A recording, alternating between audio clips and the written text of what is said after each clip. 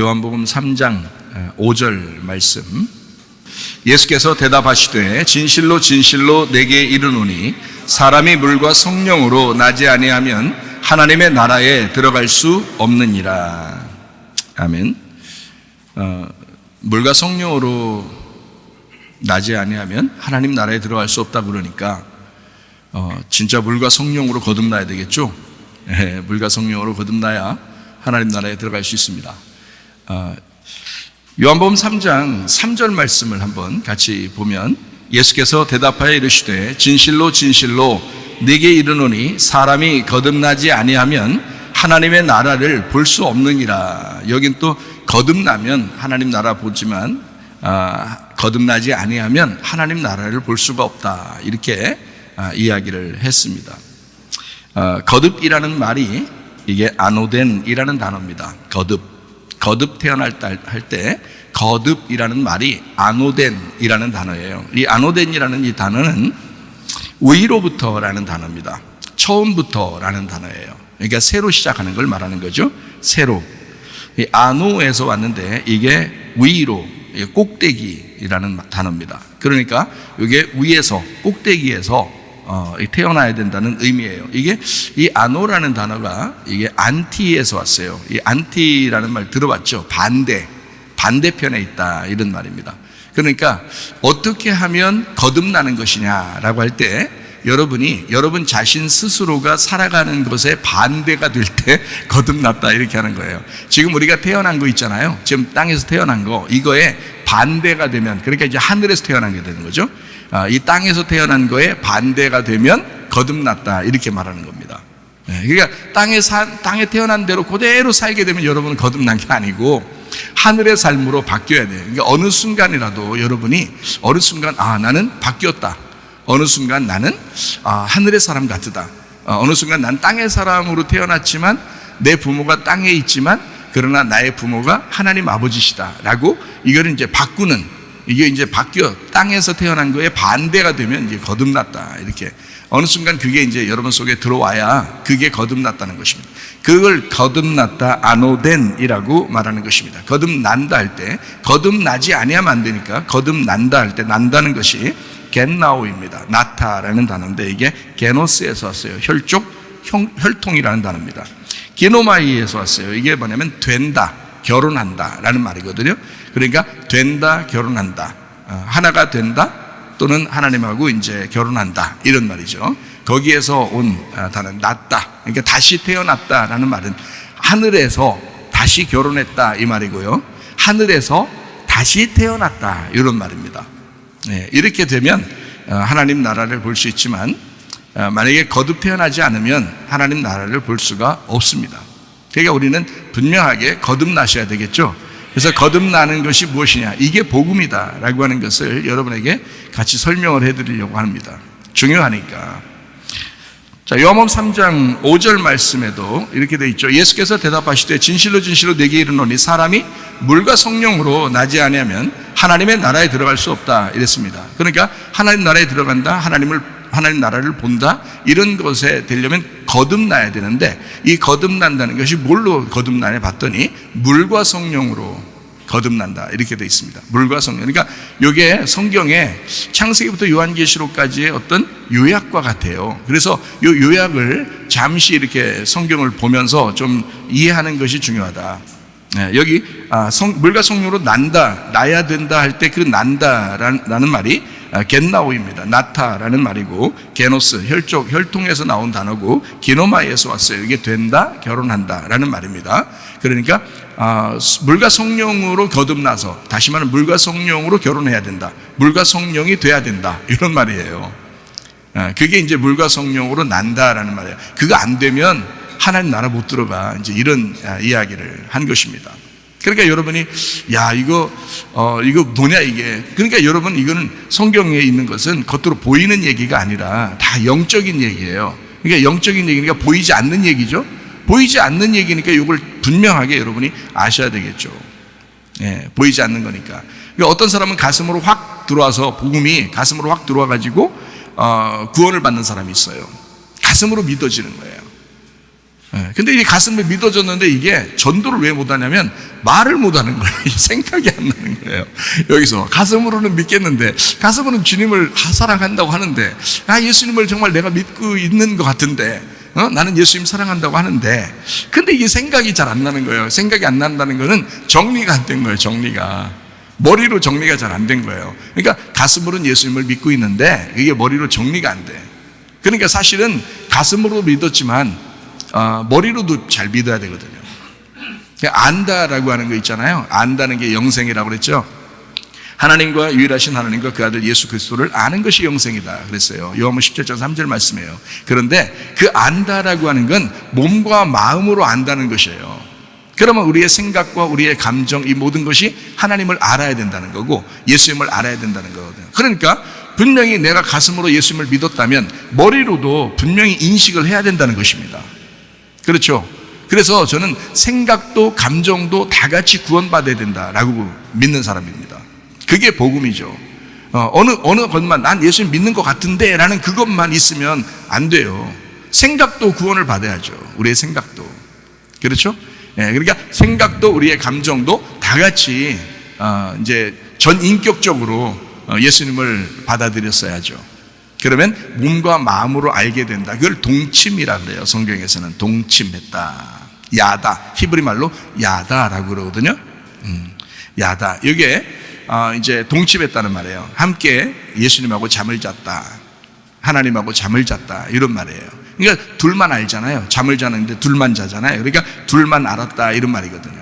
그러니까 몸과 마음으로 알았다는 말은 그런 뜻이에요. 동침했다는 말. 그러니까 몸과 마음으로 알겠는데 머리는 잘 모르겠어. 이건 아니란 말이에요. 그렇게 되면 안 된다는 거죠. 그러니까 정리를 좀 하셔야 된다, 여러분이. 복음에 대한 정리를 여러분 좀 하셔야 된다. 너 예수님 믿냐? 믿어.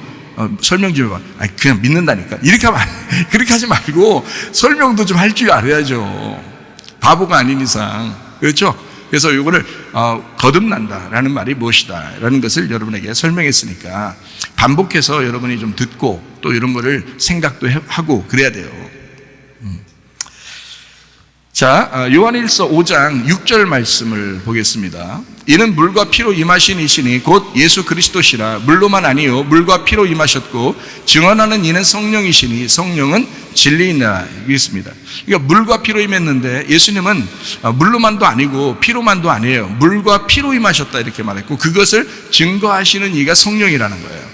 그러면 예수님은 이 땅에 인간으로 태어났어요, 안 태어났어요? 태어났어요. 태어났으니까 인간으로 태어났으면 반드시 인간은 어떻게 해야 돼요? 한번 죽어야 되겠죠. 그래서 인간으로 태어났으면 한번 반드시 죽는다는 거죠. 그 죽는다는 것이 우리에게 생명이 되는 거죠. 예수님이 죽으시면 우리가 생명을 얻어요. 그래서 피가 생명이라고 그런 것입니다. 피가 생명이다. 그러면 물로 임했는데 물로 임해서는 어떻게 죽어야 되겠죠. 인간으로 왔으니까 죽어야 되죠. 그 죽음이 우리에게는 생명이 된다는 겁니다. 그러니까 예수가 피를 흘리면서 우리를 구원했다 이렇게도 말을 하죠. 그죠? 그러니까 예수님이 피를 흘리셨는데 우리 당신하고 나하고 아무 상관없으면 안 되겠죠. 뭔가 상관이 있어야 되잖아요. 우리하고 상관이 있어야 예수님이 죽으실 때 우리가 같이 죽은 것이 되는 거지. 우리하고 상관없는데 예수님 혼자 죽으시면 아무 소용없지 우리하고. 그러니까 우리의 죄가 예수님에게 넘어간 사실이 있어야 된다는 거죠. 그렇죠? 우리의 죄가 예수님에게 넘어간 사실이 있어야 된다는 거야. 그럼 언제 넘겼냐 이거야, 여러분. 언제 넘겼냐 이거야. 침례받을 때 우리의 죄를 예수님에게 넘긴 거죠. 그러니까 어디서 이 사실이 이루어졌냐, 이 죄가 넘어갔다는 사실을 어디서 이루어졌냐면 물에서 이루어졌다는 거죠. 침례라고 하는 물에서 이루어졌다고. 그래서 물이라는 침례는 죽음을 말하는 것입니다. 그가 죽으면 우리에게 어떻게 돼요? 생수가 되죠. 또 물이 된단 말이에요. 그래서 생수라고도 하죠, 예수님이. 그래서 생수는 어디에서 왔다고 그래요? 하늘에서 이 땅에 내려왔다고 그러죠. 그 예수님이 원래 생수인데 그분이 이 땅에 내려왔어요. 내려오면 어떻게 돼야 돼? 죽어야 돼. 물로서 죽어야 된다고. 그러니까 물이 죽는 거란 말이에요. 그거를 이 땅에서 표현하는 것이 뭐냐면 침례라고 그러는 거예요. 침례나 세례, 그걸 물로 죽는다 이렇게 표현하는 거죠. 자, 그러니까 물이라고 하는 것은 죽음이라고 하는 것의 이제 이렇게 동일하게 표현할 수가 있겠죠. 피라고 하는 것은, 생명이라고 하는 것에 이렇게 표현할 수가 있겠죠. 그죠? 레위기 17장 11절의 말씀에도 그렇게 나와 있죠. 피에는 생명이 있고 생명은 피다, 이렇게 돼 있어요. 피가 죄를 용서한다라고 돼 있잖아요. 그러니까 피가 죄를 용서한다고 하는 것은 이미 피가 생명이라는 것을 설명하려고 하는 거예요. 우리도 피를 다 빼버리면 그러면 죽어요. 네. 그러니까 그 피를 뺀다고 하는 것은 우리에게 생명을 빼버린다, 그러면 그걸 죽음이라 그러죠. 근데 피를 다시 공급한다 그러면 그럼 우리에게 생명이 다시 들어온다는 얘기잖아요. 그죠? 피를 공급하면 다시 생명이 들어온다, 이런 말이에요. 그러니까 피가 생명이 있다. 그래서 피를 흘림으로써 죄가 용서된다는 것입니다. 자, 그러면 이제 그 죄를 침례할 때, 예수님이 침례하실 때 넘기고, 그 다음에 예수님께서 십자가에 못 박혀 돌아가심으로 모든 죄가 이제 완전히 해결됐단 말이에요. 그렇죠? 네, 그렇게 이제 성경이 이루어졌다는 거죠. 그러니까 그거를 순서대로 좀 알고 있어야 되겠다. 알고는, 물론 마음으로 믿고 있지만 설명을 못 한단 말이에요, 사람들이. 그렇죠? 네, 그러니까 이 복음에 대해서 조금 더 이렇게 우리가 좀 이해하면 좋겠다. 물과 피에 대한 이야기. 예수님은 물과 피로 임하셨다 그랬죠. 요한일서 5장에 6절 말씀해 보니까 물과 피로 임하셨다 그랬는데 그걸 누가 증거한다 그래요? 성령님이 증거한다잖아요. 성령님이, 예수님이 이 땅에 태어날 때부터 성령님이 나오셨었습니다. 예수님은 뭘로 태어나셨냐면 성령으로 잉태가 돼서 성령으로 출생하신 거예요. 그러니까 예수님은 태어날 때부터 이 땅에 오셔서 그분이 생수로서 이 땅에 오셨는데, 그분이 태어날 때부터 그분의 죽으심까지 끝까지를 다 인도하고 그를 쳐다보고 증거하시는 이가 성령이라는 거죠. 예수님의 그 태어남도, 예수님의 그 죽으심도, 예수님의 그 부활하심도 다 성령님이 증인이 되시는 거예요. 성령님이. 그 성령님이 전적으로 사람들에게 나타나도록, 예수 그리스도가 성령님에 의해서 나타나도록 하신 장면이 있어요. 그게 어디예요? 마태복음 3장에 침례받을 때입니다. 침례받을 때 성령님이 비둘기같이 임하시죠. 예, 근데 물속에 들어갈 때 임했어요? 물에서 나올 때 임했어요? 물에서 나올 때 임한다고요. 왜냐면 물에서 나올 때는 이제 혼자 나오는 거예요? 우리랑 같이 나오는 거예요? 우리랑 같이 나오는 거예요. 그래서 성령이 임하시면서 교회가 세워진다는 것을 설명하려고 하는 것입니다. 그게요. 그러니까 교회는 그분의 몸이고 한 몸이에요. 그러니까 예수님이 이제 침례를 받으실 때는 누군가가 여기 예수님에게 안수하고, 그 예수님이 이제 물에 들어가셨겠죠. 그 안수한 게 누구예요? 요한이에요. 침례 요한. 뭐 누구는 세례 요한이라고도 하는데, 그래요. 어쨌든 뭐 침례 요한이에요. 근데 침례 요한이 예수님을 어린 양으로 봤어요. 그 어린 양으로 이제 예수님, 이제 이 세상에 온 우리를 구원하실 어린 양이다, 피를 흘리실 어린 양이다 해서 그분에게 안수할 때, 침례 요한이 안수할 때 모든 인류의 모든 죄가 대표로 넘어간 거란 말이에요. 아니, 우리들이 다 가가지고 거기 가서 예수님한테 머리에 다 손 얹을 수는 없는 거 아니에요. 대표가 있는 거지. 이스라엘 백성들의 모든 죄를, 자, 제사장이라고 하는 사람이 어린 양에게 안수하죠. 그래서 그 제사장이 이제 그 어린 양에게 죄를 넘겨주고, 그리고 어린 양을, 그 염소를 다 잡는 거단 말이에요. 그죠? 그러면 잡으면 죽는 거죠. 네. 그러니까 죄가 넘어갈 때 침례 요한이 대표적으로 이 죄를 넘겨드렸단 말이에요. 인류의 모든, 그래서 침례 요한을 율법의 마지막 사람이다, 인간의 율법의 마지막 사람이다, 복음이 첫 번째로 예수 그리스도가 시작될 거니까 인간 율법의 마지막 사람으로 율법 안에서 오신 예수님에게 율법의 모든 죄를 다 넘겨주는 게 침례 요한이라고요. 침례 요한은 인간의 모든 사람 중에서 가장 훌륭한 사람이다라고 예수님이 얘기했어요. 왜냐하면 인간의 율법에서 마지막 주자였으니까. 그 마지막 주자는 예수님에게 직접 안수함으로써 율법의 모든 죄를 넘겨주는 역할을 했단 말이에요. 그만큼 큰 사람이 어디 있어요? 다윗이 그랬어요? 솔로몬이 그랬어요? 모세가 그랬어요? 노아가 그랬어요? 아무도 그렇게 할 수 없어요. 진짜 메시아, 진짜 그리스도, 진짜 예수를 침례 요한만 머리에다가 이 죄를 넘겨줬다 이 말이에요. 그러니까 모든 율법의 대표인 침례 요한이 예수님에게 머리에 안수함으로써 우리의 모든 인류의 모든 죄는 거기에 넘어갔다 이거예요. 그리고 예수님이 물에 들어감으로써 죽음을 설명하고, 그리고 그가 일어남으로써 부활을 설명해서 생명 되신 예수님을 우리에게 설명할 때 성령이 비둘같이 내려서 그 교회를 선포하시는 거죠. 이해가 되시겠죠? 자, 요한복음 2장에 보면 이런 말이 있어요. 요한복음 2장에 가나의 혼인잔치가 여러분 아시죠? 요한복음 2장에. 가나의 혼인잔치에 항아리가 몇 개예요? 6개입니다. 왜 6개겠어요? 하필 그 집만 6개 있었나? 아니죠. 그 집에만 이상하게 6개 있었어요. 그 가나의 혼인잔치에 있는 그 집에만 결혼식이 있는데 항아리가 딱 6개예요. 빈 항아리가. 그래서 그 빈 항아리에다가 물이 어떻게 했어요? 가득 찼어요. 물이 가득 차고 그 물이 가득 찼으니까 항아리가 어떻게 됐어요? 흘러 넘치도록 가득 찼으니까 이 항아리가 넘치도록 이게 가득 찼단 말이에요. 6 항아리를 다 채워라 이래요. 그러면 그게 항아리 입장에서는 뭐겠어요? 침례예요. 항아리 입장에서는. 그러면 여러분과 제가 몇째 날 창조되었죠? 6째 날 창조되었어요. 사람은 그래서 6이라고 그러는 거예요. 예수님은 하늘에서 오신 사람이라 해서 7이라 그러는 거고 우리를 6이라 그러는 거예요. 그 6 항아리는 바로 우리를 말하는 것입니다.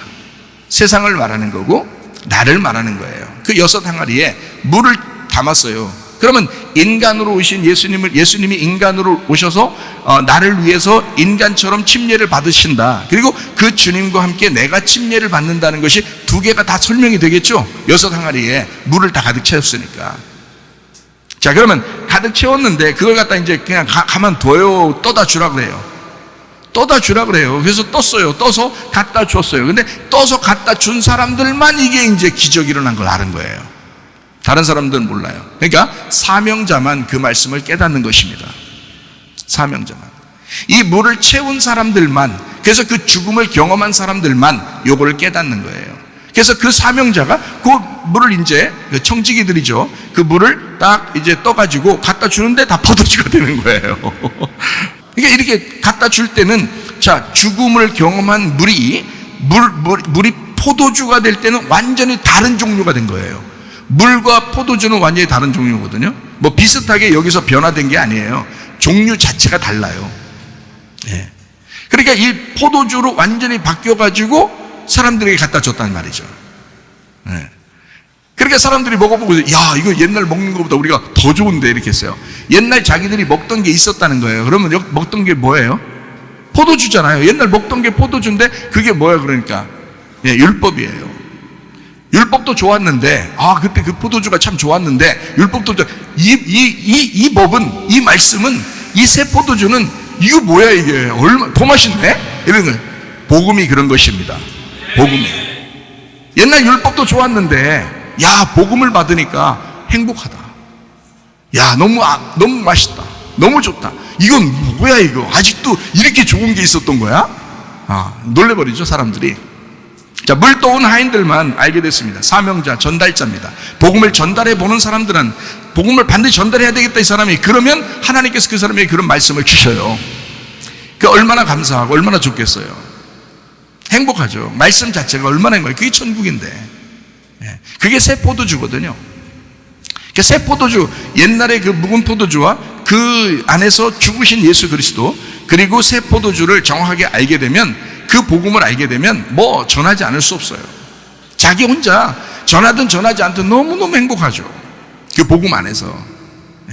둘 다를 알고 있으니까, 양쪽 다를 알고 있으니까.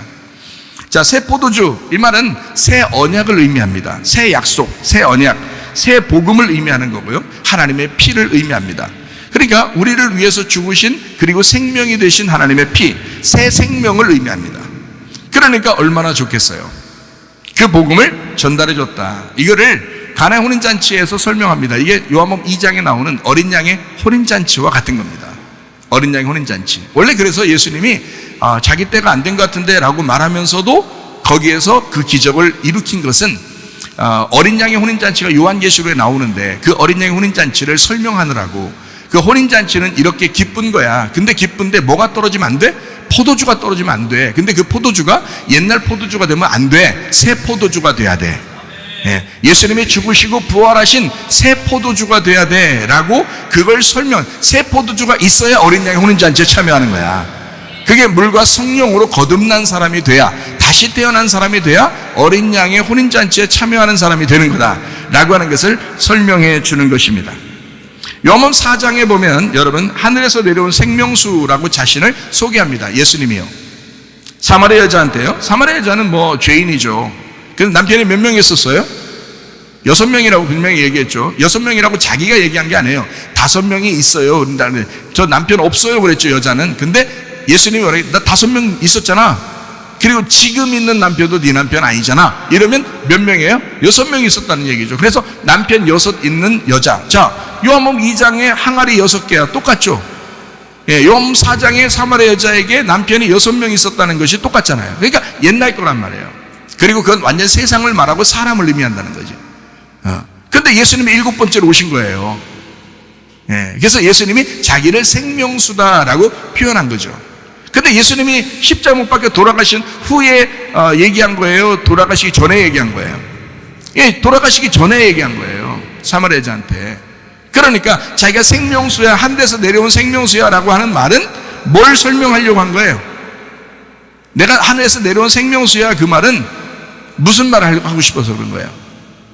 예, 난 생명수지만 너에게 생명을 주는 건데, 난 생명수지만 뭐냐면 나는 사망, 죽으러 온 거야 라는 얘기예요.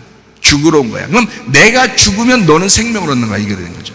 그러니까 죽음이 곧 생명이라는 얘기예요. 무슨 말인지 알겠어요? 그게 복음인 거야.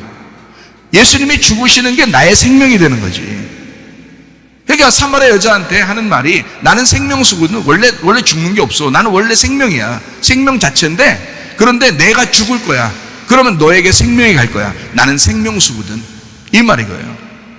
안 죽는다는 뜻이 아니고, 거기서 나는 생명수야, 하늘에서 내려온 생명수야 라고 하는 것을, 뭐 그럼 너 이거 마시면 영원히 목마르지 않을 거야 라고 하는 그 말이 안 죽는다는 뜻이 아니라 생명수인데 죽는다는 뜻이에요.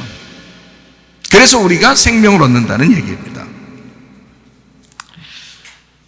자, 그 말은 네가 나를 알아야 된다라는 말이에요. 네가 나를 알아야 된다. 다시 말하면 안수해서 네가 나를 안수하여 침례를 줘야 돼. 내가 생명수니까, 하늘에서 내려온 생명수니까 네가 나를 안수하여 너의 죄가 나한테 넘겨져야 돼. 나한테 넘겨지면 그것이 물에 들어감으로써, 내가 물에 들어감으로써 그 물이 죽음으로써 너를 구원할 거야 라는 말이거든. 그러니까 안수하여 침례를 받는다. 다시 말하면 죄를 어린 양에게 넘겨준다. 내가 하늘에서 내려온 어린 양이야. 내가 하늘에서 내려온 생명수야. 어린 양이 없으면 죄가 용서가 안 되잖아요. 구약에서는. 그렇죠? 어린 양이 없으면 죄가 용서가 안 돼요. 속죄제, 염소와 어린 양이 있어야 되는 거예요. 그게 있어야 죄가 용서된단 말이에요.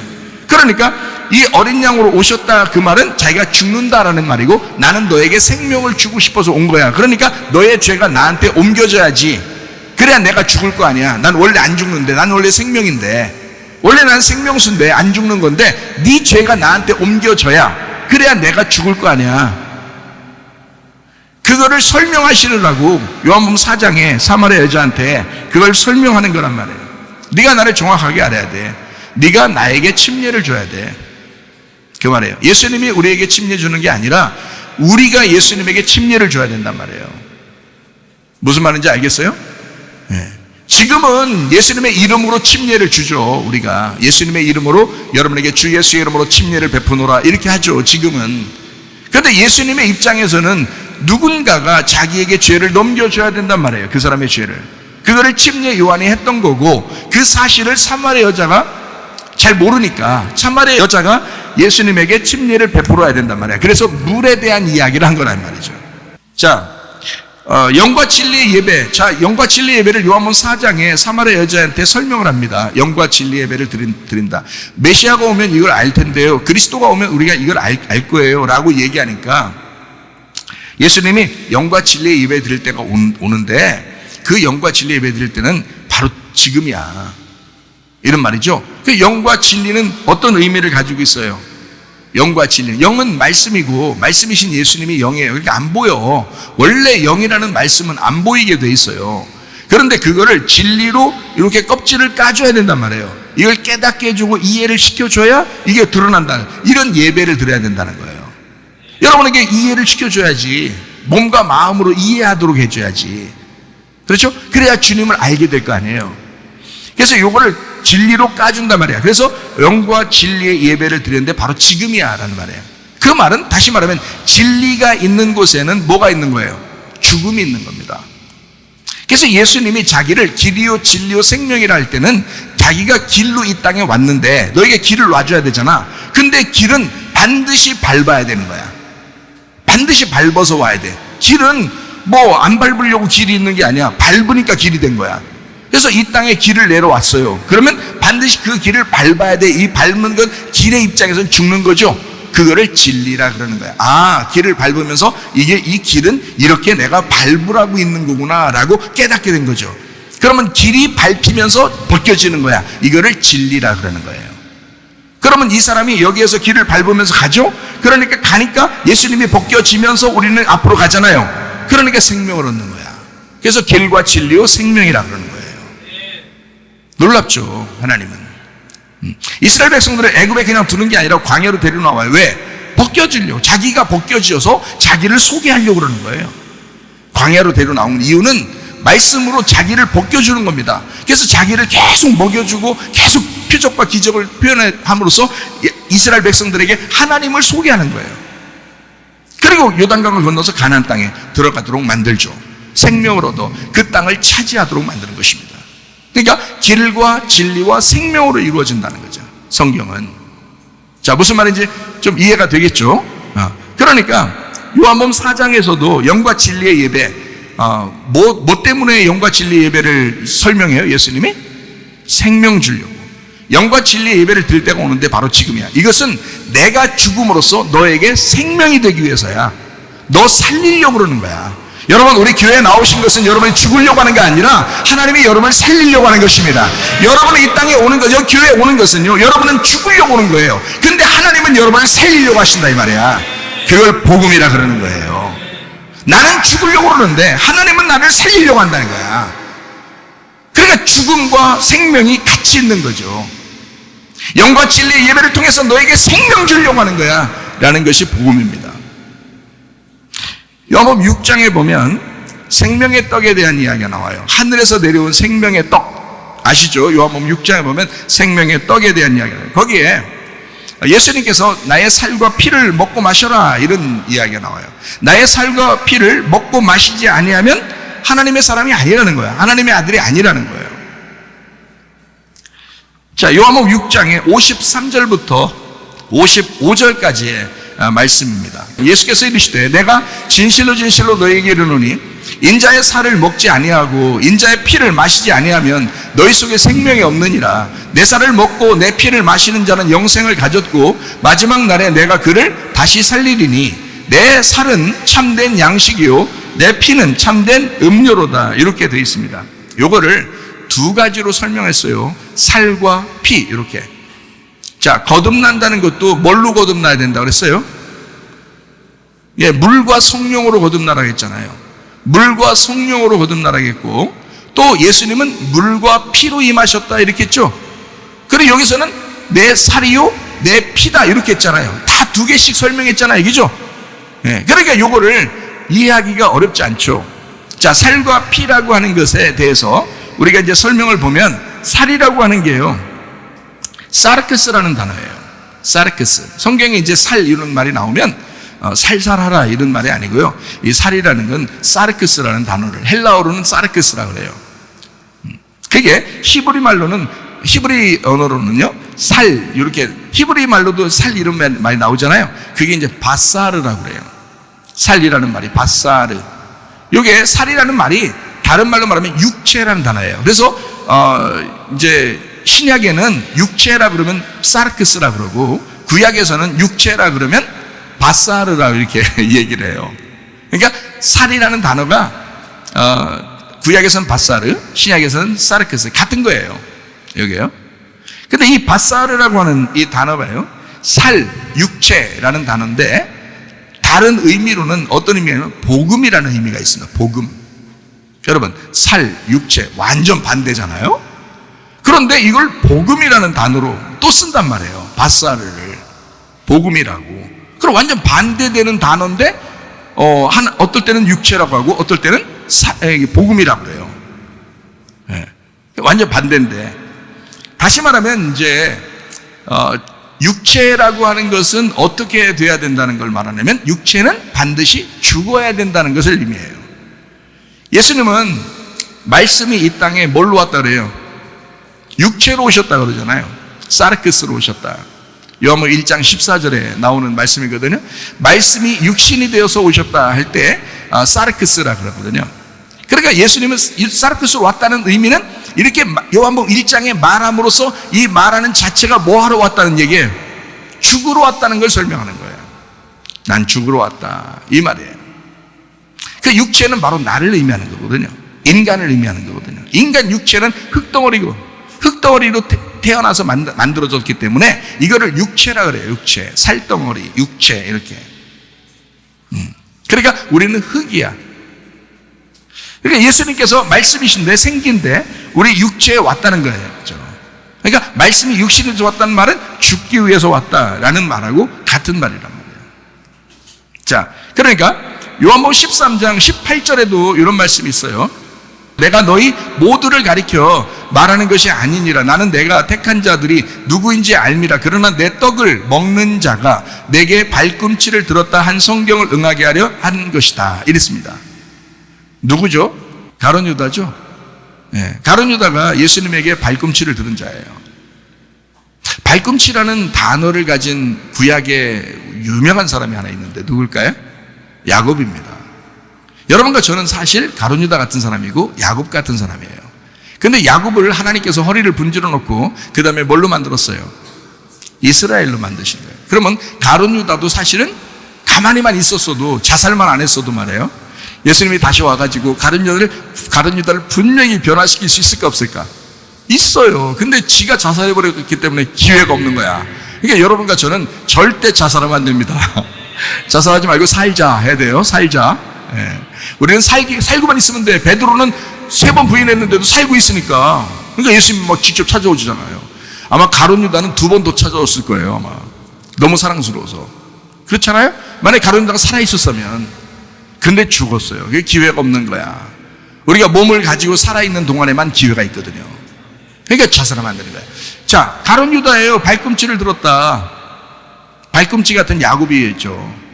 베드로처럼 돼야 되거든요. 반석이 돼야 되는데, 이 세상에 이 가룟 유다가 이대로 그냥 성경을 끝내버린 거예요. 이 사람이. 자, 이 사람 뭘 먹던 사람이에요? 요한복음 13장 18절 보니까 뭘 먹던 사람이에요?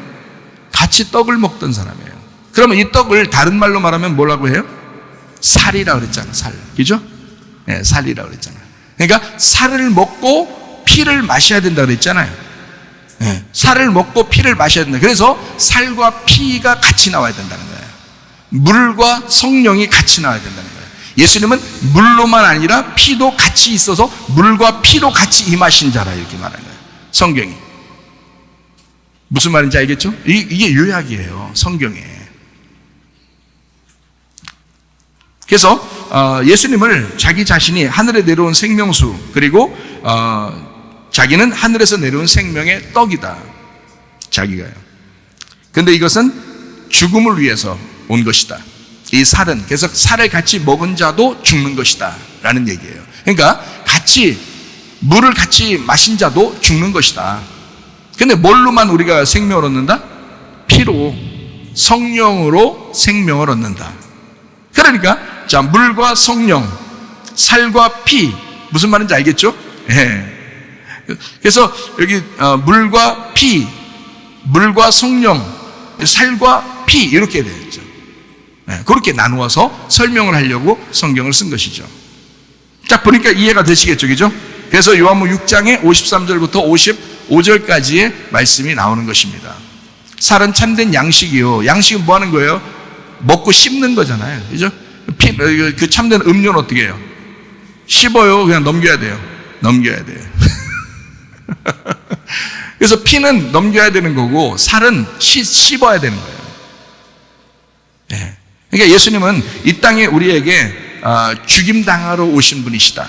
물론 예수님을 뭐라고 얘기하냐면 이분은 생명의 떡이에요. 생명의 떡. 자, 위에서 내려온 생명의 물이라고 그랬죠. 생명의 생수라고. 요한복음 4장에는 자기를 생명의 물이라고 그랬고, 요한복음 6장에는 생명의 떡이라고 그랬죠. 그죠? 그분은 원래 죄가 없으니까. 근데 그 생명수가 우리를 위해서 죽으시고 생명의 떡이 우리를 위해서 죽으신단 말이지. 무슨 말인지 알겠죠? 그리고 생수를 주시는 거란 말이야. 성령을 주시는 거란 말이에요. 영과 진리의 말씀으로 생명을 주신단 말이에요. 그리고 피를 주신단 말이에요. 새 포도주, 새 복음을 주신단 말이에요. 새 언약을 주신다는 말이지. 예수님의 죽음이 없이는 우리에게 새로운 언약이 올 수가 없다라는 말입니다. 요한 1서 5장 8절 말씀 봅니다. 성령과 물과 피라 또한 이 셋은 어떻게 합하여 하나다. 그래서 이것이 나누어질 수가 없다라는 말입니다. 물과 피가 나누어지면 복음이 아니다. 그래서 물과 피를 같이 나오는 이유는 하나의 죽음과 생명을 설명하는 것이 앞에서 뒤에서 끝에까지, 처음부터 끝에까지 성령이 증인이다. 성령이 증언하시는 거다. 이해가 되시겠죠? 그래서 성령과 물과 피라 이 셋은 합하여 하나가 된다. 마태복음 3장 15절 말씀. 예수께서 대답하여 이르시되 이제 허락하라. 우리가 이와 같이 하여 모든 의를 이루는 것이 합당하니라 하시니 이에 요한이 허락하는지라. 예수 침례 받으심으로 우리의 모든 의가 이루어졌다. 예수님은 자기가 이제 우리에게 의롭게 되게 하기 위해서, 야, 이렇게 하는 게 의로운 거야. 이게 하나님의 방법이야. 이게 하나님의 뜻이야. 이게 원래 그렇게 만들어진 거야, 성경은. 그래서 네가 나한테 침례를 베풀어야 돼. 그냥 침례 못합니다. 거기에 안수하여 모든 죄를 이양시키고 예수님에게 넘겨드리고, 그리고 예수님을 물속에 집어넣어서 죽이는 겁니다. 이거를 모든 인류를 대표해서 침례 요한이 맡았고, 그리고 예수님이 그 일을 감당하신 거예요. 그러니까 예수님이 공생의 기간 3년 반 동안 일하실 때 귀신이 벌벌 떨고 도망가죠. 왜? 그 일을 이미 침례식 때 했으니까. 이미 침례식 때. 만약에 침례식 때 그런 일이 없었다면 예수님이 십자가 못 박혀 돌아가시고 난 다음에 부활해야지만 귀신이 떠나가야죠. 이해가 되겠습니까? 그런데 침례식 때 이미 모든 것을 끝냈단 말이에요. 그리고 광야에서 선악과 문제를 해결했죠. 광야에서 선악과 문제를 해결했어요. 그래서 마귀가 3번씩이나 시험을 했지만 예수님은 그걸 다 이겼습니다. 먹음직 보암직 탐스럽게 하는 선악과를 다 이겨버린 거예요. 그러니까 귀신들이 막 다 도망가고 떠나고 그러죠. 처음에는 마귀가 찾아온다니까요. 마귀가 찾아와가지고 같이 시험한다니까요. 같이 얘기하고, 마귀가 자기 거 다 줄 테니까 자기한테 절하라고 그러고 그런다니까요. 그런데 예수님이 물러거라 그러잖아요. 물러거라. 하나님의 말씀으로 그 마귀를 이기고, 그죠? 그리고 광야에서 승리하셨단 말이에요. 그러니까 마귀가 벌벌 떠는 거예요. 자, 침례를 받으셨죠? 그리고 광야에서 시험을 이기셨죠. 그러니까 예수님의 일은 혼자는 계속 잘 할 수 있는 거예요. 3년 반 동안. 그런데 제자들은 일을 못 하는 거야, 그 사이에. 예수님이 하라고 할 때만 가끔 잠깐씩 하는 거지 못 하는 거예요. 제자들은 언제 그게 가능해요? 예수님이 십자가 못 박혀 돌아가시고 부활하시고 성령이 내려오셔야 가능한 거예요. 그러니까 여러분 속에 하나님의 성령으로 충만하시길 바랍니다. 하나님의 성령이 우리에게 오시고 그 성령으로 충만할 때, 그때 여러분도 주님의 일을 할 수가 있는 거예요. 자, 무슨 말인지 아시겠죠? 그래서 예수 침례 받으심으로 모든 의가 이루어졌다. 의라는 건 제자리란 말이에요. 자, 우리 인간이 선악과 먹고서 하나님으로부터 자기 자리를 박차고 도망 나온 우리들, 그리고 하나님으로부터 쫓겨난 우리들, 하나님에게 도저히 갈 수 없는 우리들, 자기 자리가 아닌 그곳에서 세상에서 헤매고 있는 우리들에게 너 제자리로 돌아가려면 이렇게 해야 돼 라고 침례 요한한테 부탁하는 겁니다. 예수님이 제자리로 돌리는 거야. 이게 모든 의가 이루어지는 것이 합당하니라. 모든 의가 이루어진다. 다시 말하면 제자리로 다 돌리는 일이야. 이게 제자리로 돌리는 일. 이게 어긋났잖아. 하나님하고 우리가 자리가 다 어긋나 버렸잖아. 그래서 만나지 못하고 있잖아. 내가 그 일을 다시 이걸 회복할 거야. 모든 의를 다시 제자리로 돌릴 거야. 그 의라는 것은 자기 자리를 말합니다. 자기 자리, 제자리로 돌아가는 거, 이걸 의롭다 그래요. 여러분, 목사가 진짜 목사가 될 때 자기 자리로 돌아온 거예요. 집사는요, 진짜 집사같이 살아야, 그래야 집사인 거예요. 예. 권사는 진짜 권사같이 살아야 돼. 권세둘이란 얘기가 아닙니다. 권사는 위로하고 다른 사람을 권유하고 위로하고 교회로 사람들 마음을 자꾸 돌리도록 하는 게 그게 권사예요. 권사가 뭐 하는지도 모르고 권사라고 그러니까 권사님 그렇게 좋아가지고 권사님인 줄 아는데 그거 아닙니다. 다른 사람을 위로할 만큼 그리고 다른 사람을 권유해서 교회 중심으로 살게 할 만큼 그만큼 능력 있는 자를 권사라 그러는 것입니다. 예. 장로는 뭐 말할 것 없고요. 나이 많이 먹고 이제 다른 뭐 방송 같은 거 잘 안 듣고 설교를 자꾸 들어야 되겠죠. 우리 장로가 다른데 뭐 엉뚱한 뭐 소리 같은 이런 거 막 듣고 이래서는 안 되겠죠. 자꾸 설교를 자꾸 들어야 되겠죠. 그냥 한 번 들어서는 안 돼. 이게 한 다 대여섯 번 정도 들어야 이해가 돼요. 자기 속에 다 들어오도록 그렇게 된단 말이에요. 그러니까 다른 거 막 들으면서 소리 잘 안 들려가지고 크게 틀어놓고 이러면 큰일 나는 거예요. 장로는 그래서는 안 됩니다. 장로는 목사와 같은 나이 먹은 늙은 자, 사람들을 위로하고 위에서 이렇게 잘 돌봐주는 그런 사람이 되는 거예요. 말씀으로 돌봐주는 사람이 돼야 된단 말이에요. 그걸 장로라 그러는 거예요. 목사라 그러는 거고요. 자, 요한복음 1장 29절 말씀이요. 이튿날 요한이 예수께서 자기에게 나오심을 보고 이르되 보라 세상 죄를 지고 가는 하나님의 어린 양이로다. 이때 침례 주는 겁니다. 이때 침례 받으시는 거예요. 세상 죄를 지고 가는 어린 양이다. 자, 그러면 그 하나님의 어린 양에게 어떻게 돼요? 율법의 제사장 레위 자손 침례 요한이 그에게 안수해서 그 어린 양에게 안수하여 침례를 줘야 되는 거거든요.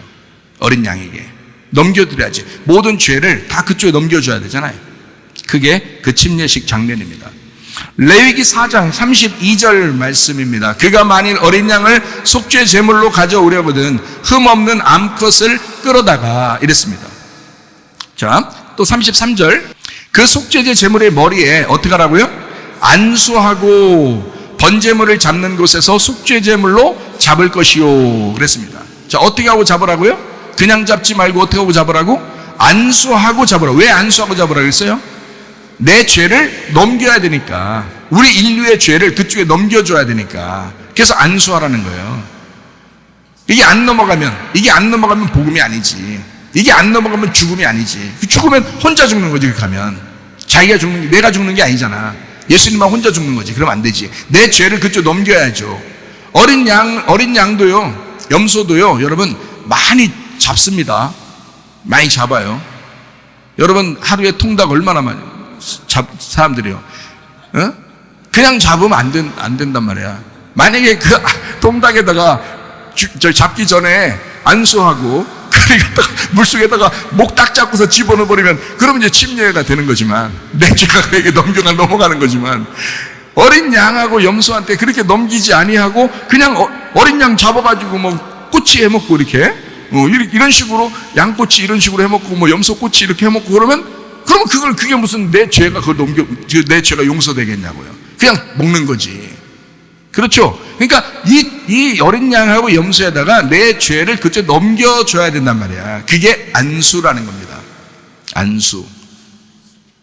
그래서 여기에 레위기 4장 33절에 나와 있기를 머리에 안수하고, 그 제물의 머리에 안수하고 잡아야 된다. 이렇게 하는 거죠.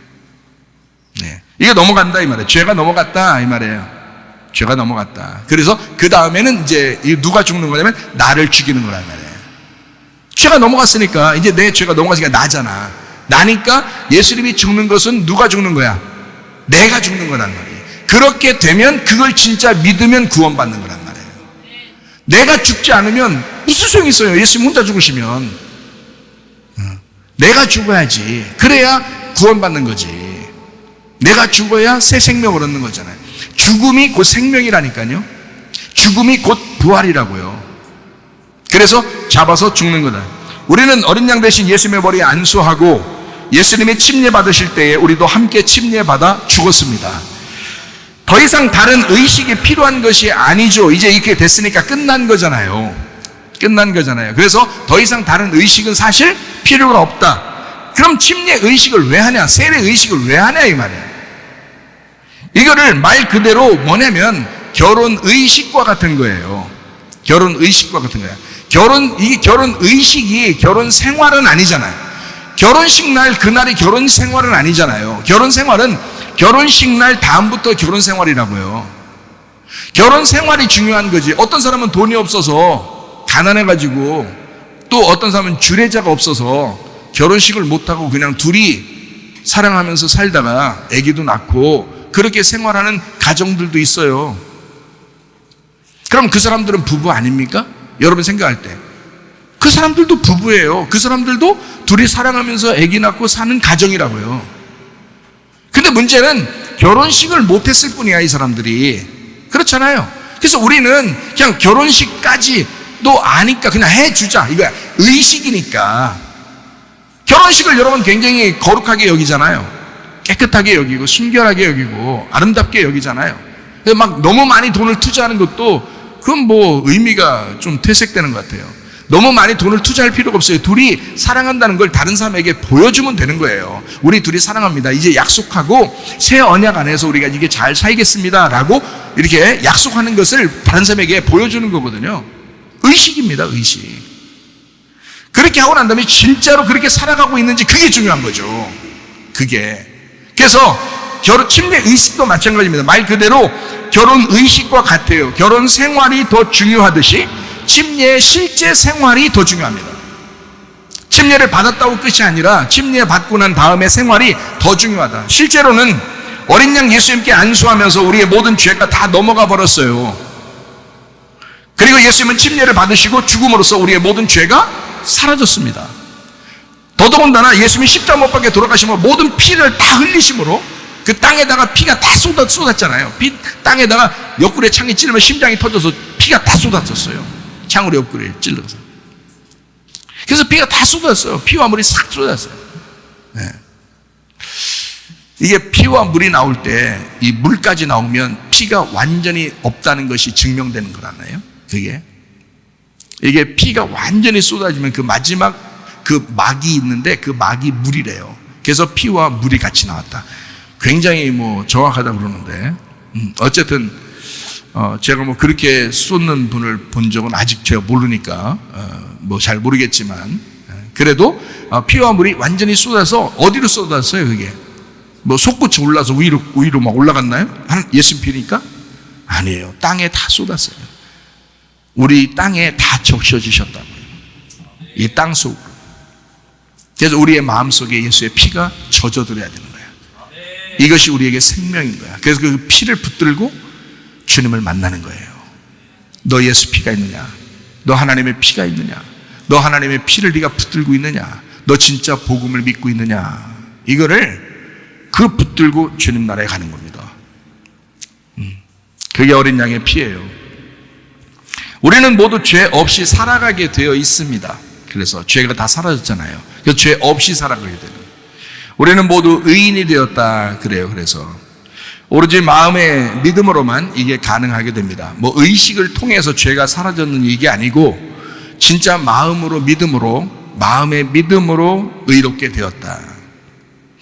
그 로마서 10장 9절 10절의 말씀이죠. 내가 만일 내 입으로 예수를 주로 시인하며 또 하나님께서 그를 죽은 자 가운데서 살리신 것을 네 마음에 믿으면 구원을 받으리라.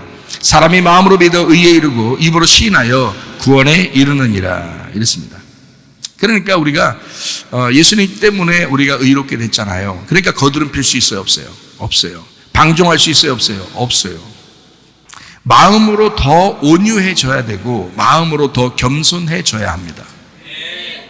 다시 말하면 이 온유와 겸손은 아버지의 뜻이고 예수 그리스도가 온유하시고 겸손하다 했으니까 그런 것처럼 아버지의 뜻대로 온유하고 겸손한 아버지의 뜻 중심, 예수님은 그렇게 사셨어요. 다소 바리새인들하고 싸우기도 하고 욕도 하고 그러셨지만 왜 예수님 스스로가 자신을 온유하고 겸손하다고 얘기하냐면 오직 중심이 아버지 중심이었단 말이죠. 아버지 중심. 여러분과 제가 하나님 아버지, 오로지 하나님 아버지 중심으로 살게 되면 당신은 온유하고 겸손한 사람입니다. 예수 그리스도 안에서 우리가 거드름 피거나 방종하거나 할 수 없는 것은 오직 예수 그리스도가 우리의 생명이 되시기 때문에 그렇습니다. 히브리서 10장 10절 말씀이요. 이 뜻을 따라 예수 그리스도의 몸을 단번에 들으심으로 말미암아 우리가 거룩함을 얻었도다. 단번 속죄라 그럽니다. 한 번 예수 그리스도와 속죄함으로 우리 모든 죄는 다 사라졌다라는 얘기죠. 로마서 1장 17절 말씀, 복음에는 하나님의 의가 나타나서 믿음으로 믿음에 이르게 하나니 기록된 바 오직 의인은 믿음으로 말미암아 살리라 함과 같으니라. 그러니까 우리는 이제 뭘로 살아야 된다는 거예요? 믿음으로 살아야 된다. 믿음은 뭘로 와요?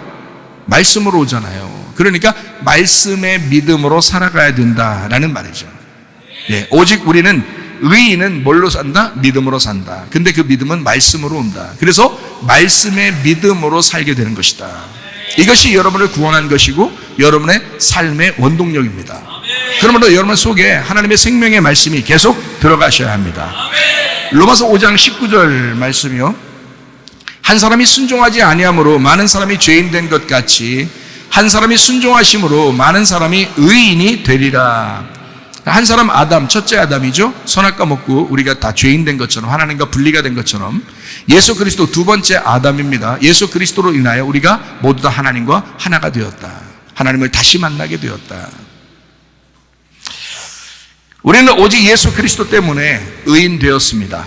우리 자신 때문에가 아니죠. 오직 예수님 때문입니다. 그러므로 로마서 1장 17절 말씀이요, 복음엔 하나님의 의가 나타나서 믿음으로 믿음에 이르게 하나니 기록된 바 오직 의인은 믿음으로 말미암아 살리람과 같으니라 그랬습니다. 10장 17절 말씀을 한번 보면 이렇게 돼 있죠.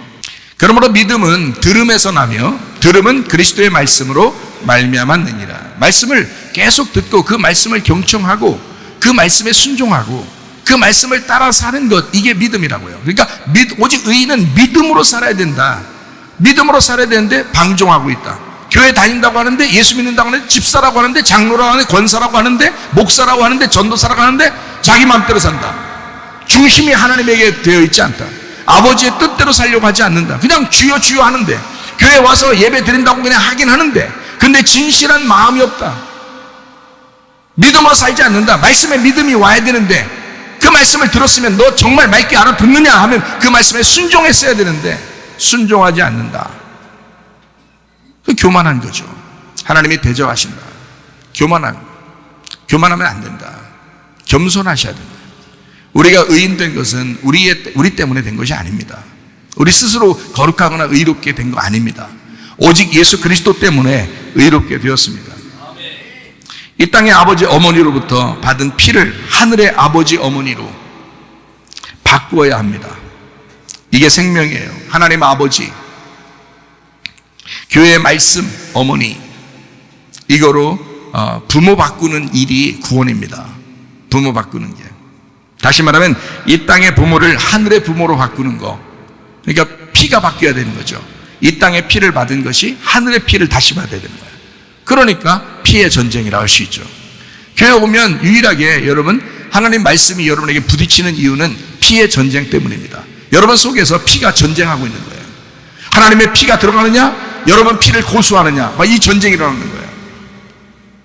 하나님의 피로 거듭나시기를 바랍니다. 하나님의 피가 들어와야, 그래야 생명을 얻는 거예요. 나는 복음을 이렇게 생각합니다. 그래서 예수 피의 복음도, 물과 성령으로 거듭나는 복음도 예수님이 한 번 짊어지시고 다 이루어져 버린 지난 일입니다.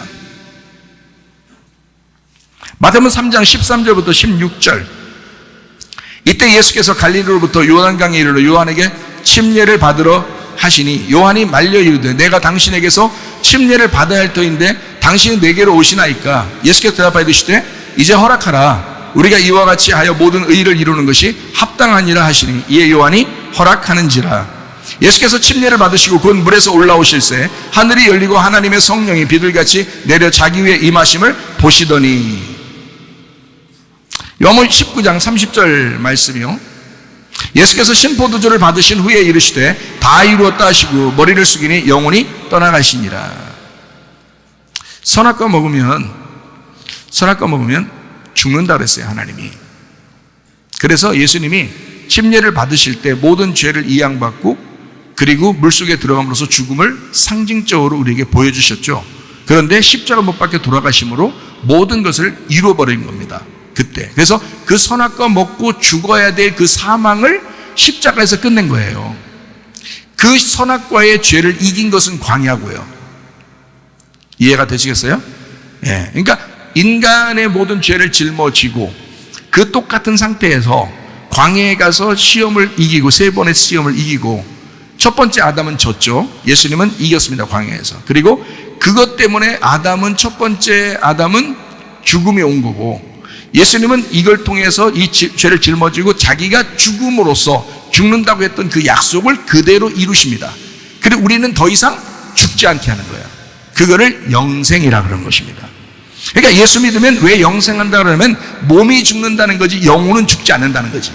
영혼은 영원히 산다는 거죠. 그걸 영생이라 이렇게 말하는 거예요. 그러면 지금 우리의 복음은 뭐라고 할까?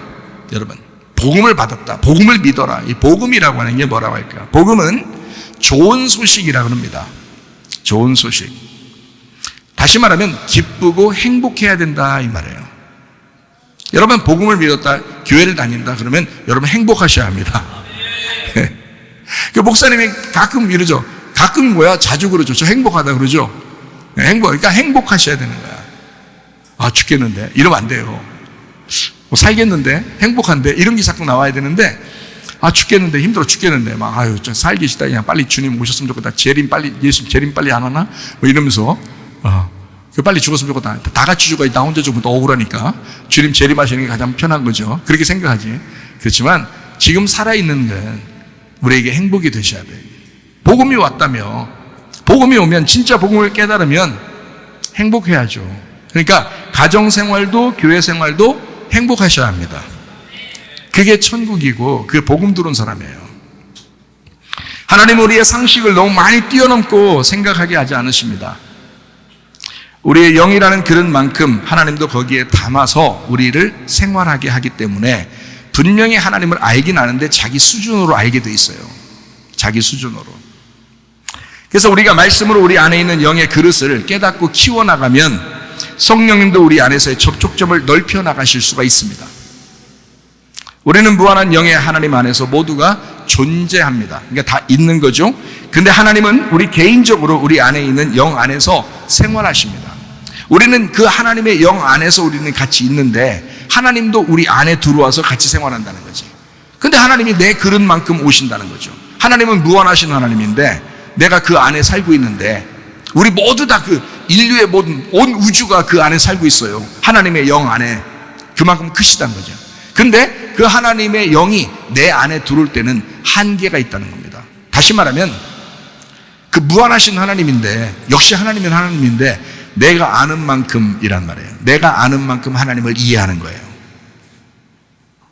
그게 한계죠. 그러니까 하나님을 점점 더 깨달으라, 자꾸 알아라 이러잖아요. 교회 가서, 너 성문교회 가서 계속 말씀 들어라 이렇게 말하는 거예요. 그러니까 말씀 나오면 그거 딴 거 방송 자꾸 들으려고 하지 말고 그 말씀 한 5-6번 들어라 이렇게 얘기하시는 거다. 우리가 아는 만큼의 영이신 하나님이시다. 말씀으로 계속 공급받아야 하는 이유가 바로 여기에 있습니다. 말씀으로 계속 공급받으면 이 그릇이 커지니까, 그러면 영이, 하나님의 영을 더 많이 알아가는 거예요. 그럼 하나님과 우리가 만나는 것이 더 많아진다는 거죠. 이해가 되시겠습니까? 그러면서 우리가 그 말씀의 공급을 받으면서 우리는 영적으로 계속 성장합니다.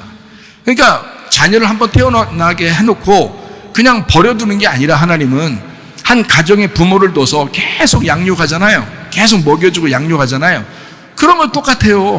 목사를 두고서 야 먹여. 그래서 먹이는 걸 목사라 그러잖아요. 먹이는 걸. 그렇죠? 먹이는 걸 목사를. 양은 목자가 뭐 하는 거예요? 양들 그냥 보니까 양 많이 키우는데 보니까 그냥 들판에다 막 풀어놓대. 뭐 한 거예요? 먹이는 거야. 먹이는 거. 네.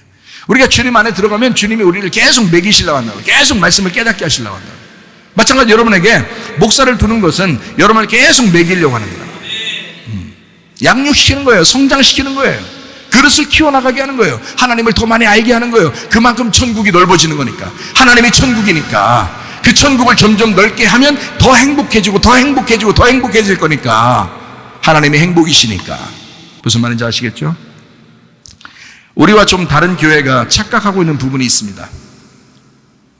구원의 영만을 강조하다 보니까 우리의 몸의 생활을 등한히 여기는 겁니다. 아니면 기존 교회들에서 실수하는 율법주의에 빠지기 쉽습니다. 그러니까 영만 중요하다라고 얘기하는 사람도 있고, 어떤 사람은 아니야, 이런 규칙을 잘 지켜야 돼라고 하는 사람들이 있단 말이에요. 근데 그것만 강조하다 보면 우리 교회하고 좀 안 맞는 거죠. 그런데 이 두 가지를 같이 우리는 다 알고 있어야 된다. 다시 말하면 어떠한 것도 율법주의는 어떠한 것도 다 갖다가 율법으로 끼워 맞춰요. 올가매는 거죠. 율법적으로 올가매는 겁니다. 어떤 사람은 영어로 구원받았으니 됐어 하고서 계속 그쪽으로만 끼워 맞춰 놓으니까 방종해 버리는 거예요. 그럼 안 된다. 이런 말이 있죠. 안식일을 지켜야 된다. 그럼 안 지키는 사람은요, 다 가짜라는 거야. 그럼 왜 가짜예요? 안식일 안 지키면 왜 가짜냐고 생각을 해보시라고. 안식일이라는 율법에 매여 있는 거예요, 이 사람들이. 거기에 율법주의라 그래. 그래서 금식해야 돼. 진짜 믿는 사람은 금식해야 돼. 그러면 금식 안 하는 사람은요, 너는 별거 아니라는 거예요. 어떻게 그렇게 해요? 하나님이 금식할 수도 있고 안 할 수도 있는 거지. 뭔 어려운 일만 당해봐, 하지 말라 해도 금식 나와. 그냥 금식이 돼. 그럴 때 하는 거예요, 금식은. 평상시에 그냥 괜찮은데도 일부러 막 금식하면서 한 3일만 굶어봐 눈 헬거려가지고 하나님 나 사랑하겠죠. 야, 언제 밥 먹지 말라 그랬냐 내가. 이렇게 하지 하나님이. 금식에 매여 있는 것입니다. 주일 예배, 여기도 매여 있는 거예요, 사람들이. 주일 예배 아니면 가짜 막 이러나. 어떨 때 못 나올 때도 있지, 아플 때도 있고. 그거 갖다 막 가짜 이러면 어떻게 하라는 거야. 거기에 매여 있는 거예요. 얽매여 있다 이 말이에요. 율법주의. 철야 정도는 해야지 기독교인이지, 매여 있는 것입니다. 어떤 사람은 꿈하고 또 환상을 보면 또 그게 진짜인 줄 아는 거예요. 또 꿈꾸고 막 환상 보고 막 그게 진짜라는 거야. 말씀은 어디 갔어? 말씀을 그렇게 많이 오랫동안 들려줘도 말이에요, 한번 꿈꾸면 막 거기에다가 그냥 현혹이 돼. 환상을 보면 거기에 또 막 현하게 현혹이 된다. 그게 진짜라는 거야. 거기에 매여 있는 것입니다. 진짜가 아니라 거기에 매여 있는 거라 이 말이에요. 율법주의. 이건 요즘에 생긴 이상한 교리가 아닙니다. 이거는요, 원래부터 있어 왔어요. 초대교회에도 있었던 영지주의 혹은 율법주의 같은 사람들입니다. 영지주의는 영이 최고다 해가지고 우리 육신은 갖다가 막 모멸시켜야 된다, 이렇게 생각하는 사람들이 영지주의라 그러고요. 율법주의는 하나님을 믿는데 우리가 어떤 규칙적으로 다 정해서 하나님 앞에 이렇게 해야 된다. 어느 정도 규칙 스케줄은 필요하지만 이렇게 막 거기에 매여서 아니면 다 가짜라고 그러고 이건 다 안 된단 말이에요. 그런 건 이건 요새 나온 게 아니라 원래부터 있었어요. 옛날부터 있었던 이야기들입니다. 오히려 하늘의 뜻은 이 땅에 이루어져야 완성입니다. 그러니까 분리가 된 것이 아니다라는 얘기입니다. 요한 2서 1장 7절부터 11절까지 말씀을 같이 보겠습니다. 미혹하는 자가 세상에 많이 나왔나니 이는 예수 그리스도께서 육체로 오심을 부인하는 자라. 이런 자가 미혹하는 자요 적그리스도니. 자, 여기서 육체로 오심을 부인하는 자다라고 할 때 그 육체로 오셨다는 걸 왜 부인할까요? 땅에서의 삶 자체를 부인한단 말이에요. 그래서 영지주의라고 하는 거예요. 옛날에는 그걸 영지주의를 굉장히 많이 따랐어요. 영지주의를.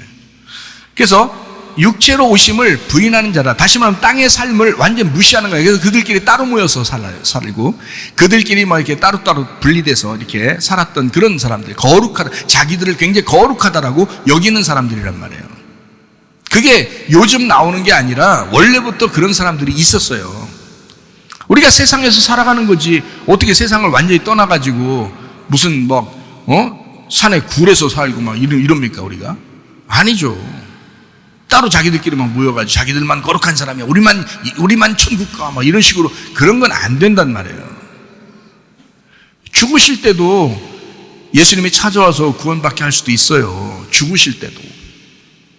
이 땅에서 이런 말씀 잘 몰라도 어떤 사람이 죽으실 때도 주님이 찾아와서 만날 수도 있어요. 그래서 구원받을 수도 있다고. 구원은 하나님의 것인데, 그 은혜는 하나님의 선물인데 우리 게 아니란 말이에요. 우리의 머리로 정해놓고 그대로 안 하면 다 지옥 가, 이렇게 말하면 안 된다고요. 그게 내가 말하는 복음이라고. 복음은 사람이 정한 것이 아니란 말이에요. 그러니까 우리가 이것은 원래 지금 생긴 게 아니라 원래부터 있어 왔다. 미혹하는 자가 세상에 많이 나왔다. 이런 예수 그리스도께서 육체로 오심을 부인하는 자라 세상의 삶을 다 부인하는 것이다. 이런 자가 미혹하는 자요 적그리스도니. 자, 너희는 스스로 삼가 우리가 일한 것을 잃지 말고 오직 온전한 상을 받아라. 지나쳐 그리스도의 교훈 안에 거하지 아니하는 자는 다 하나님을 모시지 못하되 교훈 안에 거하는 그 사람은 아버지와 아들을 모시느니라. 누구든지 이 교훈을 가지지 않고 너희에게 나아가거든 그를 집에 들이지도 말고 인사도 하지 마라. 그에게 인사하는 자는 그 악한 일에 참여하는 자임이니라 그랬습니다. 하나님은 하나의 메인분이 아니십니다. 정확하게 아셔야 됩니다. 여러분이 하나님은 자유하신 분이시고 영은 바람과도 같다 그랬습니다. 이건 얽매이지 않는다는 뜻입니다. 하나님은 자유하다. 우리를 그렇게 얽매이게 하지도 않으시는 분입니다. 이걸 잘 알으셔야 돼요.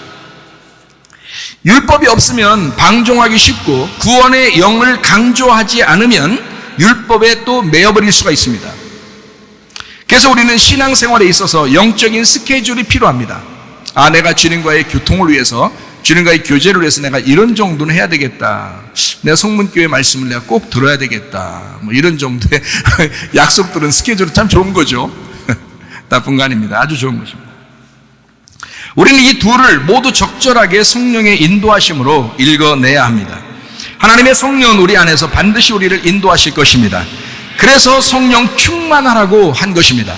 에베소 5장 18절 말씀이죠. 술 취하지 마라 이는 방탕한 것이니 오직 성령으로 충만함을 받아라. 그러면 성령이 너를 인도하게 될 것이다. 네 생각으로는 안 되지만 하나님의 성령으로는 그것이 충분히 너를 인도하게 될 것이다. 마태복음 16장 19절 말씀입니다. 내가 천국 열쇠를 내게 주리니 내가 땅에서 무엇인지 매면 하늘에서도 매일 것이요 내가 땅에서 무엇인지 풀면 하늘에서도 풀리리라 했습니다. 나는 원래 결혼식을 하지 않으려고 했습니다. 근데 주님께서 이런 응답을 주셨습니다. 여기 있는 이 말씀입니다. 마태복음 16장 19절의 이 말씀. 땅에서 무엇인지 매면 하늘에서도 매이고 땅에서 풀리면 하늘에서도 푼다. 이렇게 말씀하셨습니다. 주님이 이렇게 저에게 응답해 주셔서 제가 그래서 할 수 없이 결혼했는데, 땅에서 인정받는 결혼식이 아니면 하늘에서도 부부로 인정하지 않겠다고 말씀하셨습니다. 다시 말하면 이 땅의 결혼식이 굉장히 중요하다는 것을 얘기한 거예요. 저는 그전까지 그런 거 잘 몰랐어요. 주님께서 이렇게 응답을 주고, 그래서 내가 결혼하면서 우리 집사람한테 굉장히 감사하게 생각해요.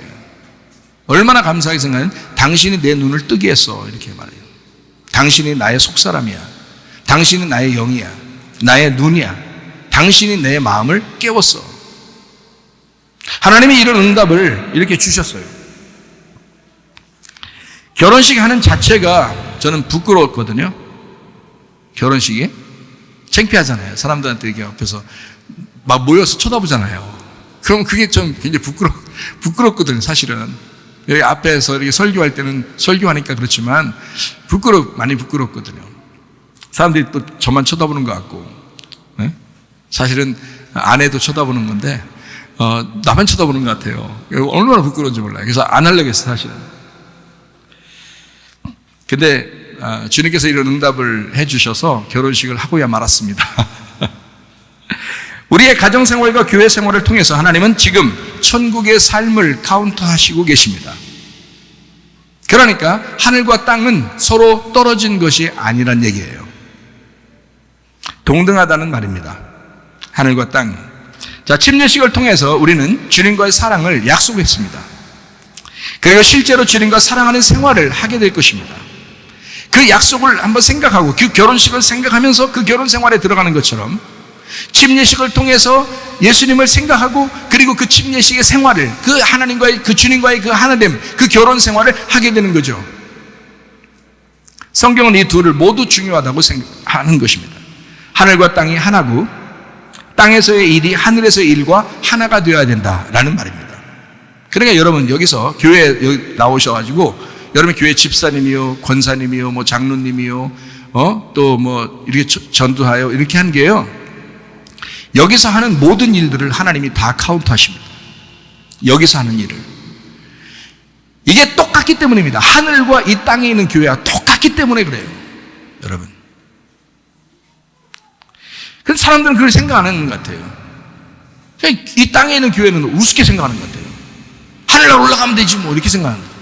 이 땅에서 우습게 생각하는 교회를 하늘에 하나님께서는 네가 날 우습게 하는구나. 네가 천국을 우습게 하는구나. 내가 내 피로 산 그 교회를 우습게 하는구나. 그럴 거 아닙니까? 너는 그걸 깨닫지 못한 거야. 말씀을 모르는 거야. 너 거듭 태어난 것이 아닌 거야. 하늘에 태어나지 못하니까 그게 안 보인 거야. 하늘과 땅은 하나야. 땅에서의 일이 하늘에서의 일과 하나가 되는 거야. 다시 말해서 겉과 속이 하나가 되어야 된다 그 말입니다. 속이 중요하다고 속만 강조해서는 안 된다 그 말입니다. 그래서 이 땅의 가정생활은 최고 행복한 공간이어야 합니다. 여러분, 교회 생활도 가장 연합된 공간이어야 마땅합니다. 이건 율법적이어서는 안 됩니다. 아버지와 자녀의 관계, 이게 복음입니다. 남편과 아내의 관계, 이게 복음입니다. 하나님은 이런 아주 상식적인 삶을 우리에게 제시하고 그 안에서 주님을 알아가도록 했습니다. 굉장히 중요합니다. 나는 복음을 그래서 이렇게 생각합니다. 복음은 유앙겔리온이라는 단어예요. 유앙겔리온. 이게 좋은 소식이라는 단어거든요. 유앙겔리조에서 왔어요. 유앙겔리조라는 말은 좋은 소식을 선포하다라는 말입니다. 이게 유하고 앙겔로스에서 온 단어예요. 유라는 말은 좋은이라는 말이고요. 앙겔로스라는 말은 천사라는 말입니다. 그러니까 좋은 천사, 이게 복음입니다. 복음. 그러니까 야 예수님 믿어 라는 이 소리가 복음이 아니고 좋은 천사가 되는 게 복음입니다. 가정에서 좋은 소식의 천사가 되어야 합니다. 교회에서도 좋은 소식의 천사가 되어야 합니다. 서로 가스라이팅 하면 안 됩니다. 가정에서 가스라이팅 하면 안 돼요. 교회에서도 가스라이팅 하면 안 돼요. 그 이단이에요. 가스라이팅이라는 게 뭐냐, 제가 잘 모르지만 가스라이팅이 어떤가 하고 사람들한테 물어보니까 가스라이팅이 뭐냐면 그 결론에 가서는 자유를 빼앗는 거. 그 사람의 자유를 빼앗아요. 그래서 억압을 하는 거예요. 그 사람에게 매여 있는 겁니다. 자유를 뺏어버리는 거죠. 억압된 겁니다. 그거를 가스라이팅이라 하더라고요. 그러면서 상대방을 힘들게 해요. 억압됐으니까 상대방을 힘들게 하고 어렵게 합니다. 그래서 예수 믿는 것도 막 어렵게 만들고, 어떤 목사가 그런 식으로 한다면 그게 가스라이팅이에요.